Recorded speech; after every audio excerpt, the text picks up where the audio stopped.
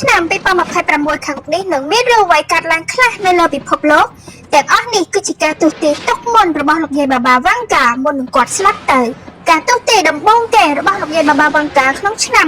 2026នេះគឺសង្គ្រាមលោកលើកទី3នឹងបានផ្ទុះឡើងហើយការផ្ទុះសង្គ្រាមលោកលើកទី3នេះលោកយាយបាបាវ៉ាន់កាបាននិយាយថាគឺវាបណ្ដាលមកពីការលោភលន់មហិច្ឆតានៃអំណាចការឈ្លានពាននិងការអួតសម្ញែងសភាវុធទំនើបផ្សេងៗរបស់ប្រទេសមហាអំណាចមួយចំនួនដែលអាចឈានទៅរកការផ្ទុះអាវុធនុយក្លេអ៊ែរដែលធ្វើឲ្យមានវិនាសកម្មនៅលើពិភពលោកផងដែរដោយអ្នកនរគ្នាឃើញស្រាប់ហើយសង្គ្រាមខ្មែរថៃមិនតាន់ចាប់ស្រួលបួផងឥឡូវក៏មានសង្គ្រាមរវាងតៃវ៉ាន់និងប្រទេសចិនថ្មីៗនេះផងដែរហើយការទស្សន៍ទាយរបស់លោកយាយបាបាវ៉ាន់កាទី2នោះគឺគ្រោះមហន្តរាយនៃធម្មជាតិដែលលោកយាយបាននិយាយថានឹងមានការផ្ទុះភ្នំភ្លើងដ៏ធំសម្បើមចេញពីបាតសមុទ្រដែលយើងទាំងអស់គ្នានឹកស្មានមិនដល់ដែលអាចធ្វើឲ្យប្រទេសមួយចំនួនលិចលង់នៅក្នុងបាតសមុទ្រផងដែរហើយប្រទេសនោះនឹងសង្ឃឹមថាជាប្រទេសសៀមចុះទី3ដែលលោកយាយបានទស្សន៍ទាយគឺការបម្រែបម្រួលអាកាសធាតុដែលយើងទាំងអស់គ្នានឹកស្មានមិនដល់ប្រទេសដែលធ្លាប់តែក្តៅហួតហែងប្រែមកទៅជាទឹកកកហើយប្រទេសដែលធ្លាប់តែរងាធ្លាក់ព្រិលនិងមានភ្នំទឹកកកបែរក្លាយទៅជាក្តៅនិងរលាយភ្នំទឹកកកអស់រលីងទី4នៃការទស្សន៍ទាយរបស់លោកយាយគឺការរីកចម្រើនខ្លាំងនៃប្រព័ន្ធ AI ដែលការរីកចម្រើននៃវិទ្យាសាស្ត្រប្រព័ន្ធ AI នេះធ្វើឲ្យមនុស្សគ្រប់គ្នាភាគច្រើនងាយស្រួលហើយក៏មានភាគច្រើនរងទុក្ខផងដែរដោយប្រព័ន្ធ AI នេះមានសមត្ថភាពពិសេសវៃឆ្លាតលើសពីមនុស្ស AI អាចព្យាបាលមនុស្សបានអាចព្យាបាលជំងឺដែលយើងនឹកស្មានមិនដល់ព្យាបាលតែមានចំណុចមួយដែលខ្ញុំថាមនុស្សគ្រប់គ្នារងទុក្ខដោយសារ AI នោះគឺការ scam របស់ AI អញ្ចឹងយើងគ្រប់គ្នាគួរតែជៀសវាងនិងប្រយ័ត្នគ្រប់ពេលវេលាទី5ទ្រព្យសម្បត្តិដែលមានតម្លៃបំផុតនៅក្នុងឆ្នាំ2026ដែលលោកយាយបានទស្សន៍ទាយនោះគឺមាសនិងគ្រីបតូ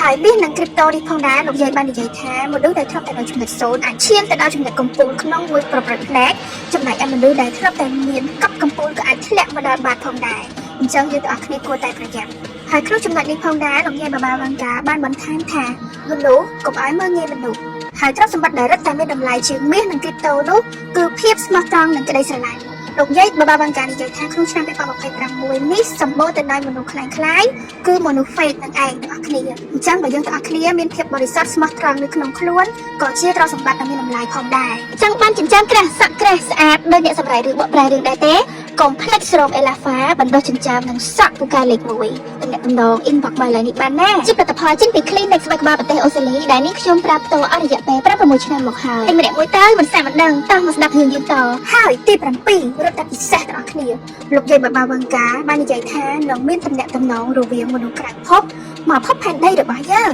ចំណុចនេះគឺតេតិងមែនតើសម្រាប់ខ្ញុំពីព្រោះខ្ញុំជឿចិត្តអេលៀនទាំងអស់គ្នាហើយលោកយាយបានបន្ថែមទៀតថានៅពេលដែលសង្គ្រាមលោកលើកទី3ហ្នឹងណាគឺដូចថាមានសម្លេងខ្លាំងផ្ទុះទៅដល់អេលៀនមកចេះទាំងគ្នាហ្នឹងនៅលើក្នុងវីដេអូដែលគេនិយាយតគ្នាមកហ្នឹងណាដែលធ្វើឲ្យអេលៀននិងសភាវៈមានជីវិតនៅភពក្រៅអាចដឹងឮនៃភពផែនដីរបស់យើងហើយចុះមិនមកជួយមនុស្សនៅលើភពផែនដីអញ្ចឹងពួកយើងទាំងគ្នាមានតែចាំមើលទេទាំងគ្នាហើយនៅពេលដែលស្ដាប់ការទស្សន៍ទាយរបស់លោកយាយហើយទាំងគ្នាកុំភ័យកុំកេងភ័យកុំអីយើងនៅតែទៅរៀនរកស៊ីធ្វើការធម្មតាទៅទាំងគ្នាហើយលោកយាយបាបាវ៉ាន់កាមុននឹងគាត់ស្លាប់ទៅនិយាយទៅគឺគាត់ទស្សន៍ទាយដល់ឆ្នាំ5000ហើយឆ្នាំ5030ជាងគឺជាវិនាសកម្មនៃភពផែនដីនឹងត្រូវរលាយប៉ុន្តែឥឡូវខ្ញុំសូមនិយាយមួយឆ្នាំសិនចាំ2027ខ្ញុំចេញវីដេអូប្រាប់ទៀតឲ្យអ្នកនរគ្នាដឹងបើយើងនិយាយសរុបចឹងខ្លាចអ្នកនរគ្នាភ្លេចអញ្ចឹងខ្ញុំនឹងអាប់ដេតរាល់ឆ្នាំប្រាប់អ្នកនរគ្នាតាមលោកយាយបាបាវ៉ាន់កាមុននឹងគាត់ស្លាប់ទៅហ្នឹងអ្នកនរគ្នាគឺគាត់តែងតែនិយាយថាឲ្យមនុស្សទាំងអស់គ្នាព្យាយាមធ្វើតែល្អទៅមិនថាជាតិសាសនាណាទេអញ្ចឹងមានតែទង្វើល្អនិងភាពស្មោះត្រង់របស់យើងទេដែលអាចជួយយើងបានអ្នកនរគ្នាមិនថាសង្គ្រាមលោកលើកទី3គ្រោះធម្មជាតិឬក៏ជំងឺរាតត្បាតអីទេទោះជាលោកយាយគាត់ជាជនជាតិប៊ុលហ្គារីខ្ញុំអត់ដឹងថាគាត់ជាសាសនាអីទេប៉ុន្តែគាត់នៅតែពំនាំឲ្យអ្នកទាំងគ្នាធ្វើសេចក្តីល្អទៅដើម្បីឲ្យព្រះជួយអញ្ចឹងណាអ្នកទាំងគ្នាយើងសាសនាអីគឺព្រះសាសនាហ្នឹងឯងដែលជាអ្នកការពារយើងជួយយើងអញ្ចឹងណាអ្នកទាំងគ្នាហើយខ្ញុំសូមនិយាយហើយនិយាយទៀតអ្នកគ្នានៅពេលដែលបានស្ដាប់ក្នុងឆ្នាំ2026នេះហើយកុំគិតថាខ្ញុំបង្អើឬក៏អីអ្នកគ្នានេះគឺជាការបកប្រែពីលោកយាយបាបាវ៉ាន់កាមកផ្ទាល់អ្នកគ្នាហើយដូចខ្ញុំនិយាយអញ្ចឹងទោះជាអ្នកគ្នាគិតថាឆ្នាំ2026នេះស្ដាប់ទៅវារន្ធត់មែនប៉ុន្តែយើងនៅតែព្យាយាមរៀនជាពិសេសពីព្រោះថាផ្នែកវិទ្យាសាស្ត្រគឺជឿនលឿនខ្លាំងហើយយើងនៅតែរកស៊ីធ្វើការដូចធម្មតាហើយនឹងមានសេចក្តីស្មោះត្រង់ចេញពីចិត្តនឹងគឺជាឲ្យមានស្ត្រីហើយឆ្នាំ 2026នេះក៏មានការទស្សន៍ទាយពីតុក្កតា Simpson ផងដែរបើសិនជាអ្នកទាំងគ្នាចង់ឲ្យខ្ញុំនិយាយពីតុក្កតា Simpson នោះអាច comment នៅខាងក្រោមវីដេអូនេះបានអរគុណដល់អ្នកគ្នាដែលបានរងចាំទស្សនាពីដើមដល់ចប់ហើយសង្ឃឹមថាអ្នកគ្នាចូលចិត្តហើយខ្ញុំនឹងដកស្រង់រឿងចំណុចចម្លែកនៅលើពិភពលោកពីការទស្សន៍ទាយរបស់អ្នកល្បីៗអ្នកទាំងគ្នាបានស្ដាប់កំសាន្តទៀតបាយបាយជួបគ្នាវីដេអូក្រោយ